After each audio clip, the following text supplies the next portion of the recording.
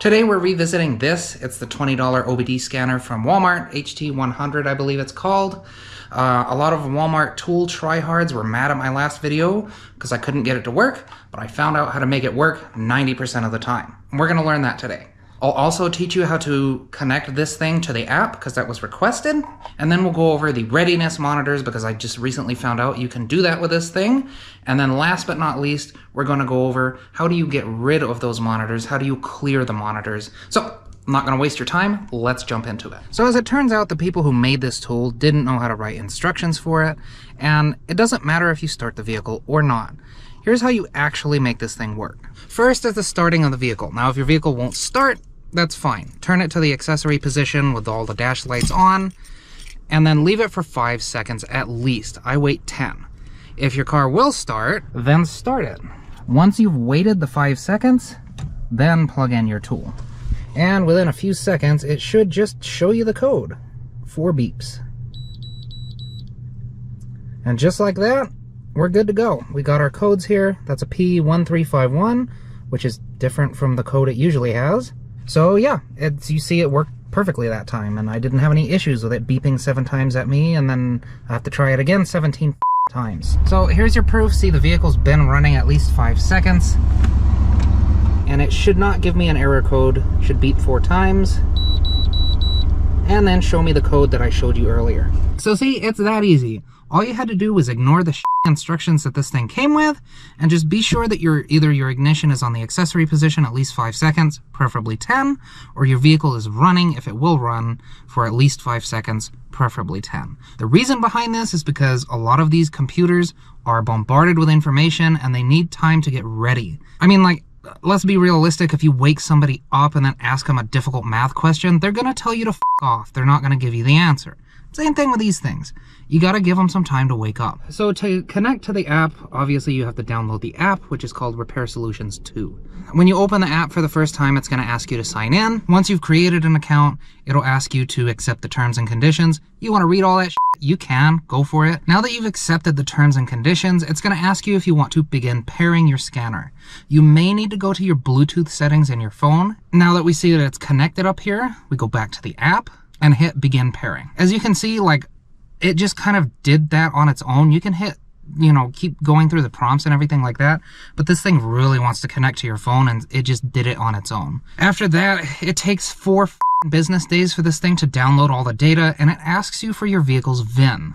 And it wants you to either scan the barcode/QR code, we'll go over that in a minute, or input it manually. And with older GM vehicles, it's going to be here. There's a barcode that the app will scan there. If you're in a newer GM vehicle, then on the door jamb down here, there's going to be a QR code which it will scan. A lot of other manufacturers are going to have it on the door here where there will be a barcode. That's a Dodge thing, like a Chrysler product thing. And then sometimes it's going to be, if you have 2 sets of doors, it'll be between it. It'll be like here in a really awkward place. You might have to enter your VIN manually, but it should work. Next, it asks for your mileage. That's fine. And then it generates a report for you. So we can kind of go through the items here. You see we have maintenance. This is just a pre-generated thing. You can pretty much ignore it. I mean, like, look at this clutch fork ball. This is not a manual transmission truck. Why the hell would I need that? So this app is not smart. And then there's also an area on here for you to look at your readiness monitors, which is for emissions. You are allowed to have 1 monitor in at least El Paso County, Texas. Any more than that, and you fail the emissions test automatically. So this tool, you can do that with your phone. However, that you can actually see it on the scanner itself. And then let's have a look at the tool down here. So see, we have 5 monitors here. We have the catalytic converter one, the evap, we have O2 sensor, EGR, and then we have HTR, which is the O2 sensor heater. So we want to get these cleared. Now on higher end OBD readers, you can just drive the vehicle and it will update automatically, but this is a cheap one. So what we're going to do is called a drive cycle. So what is that? Doing a drive cycle is driving in a certain way to clear these monitors. So this is obviously the next section, how to clear monitors for emissions testing. Now, side note, this is just how we do drive cycles where I work.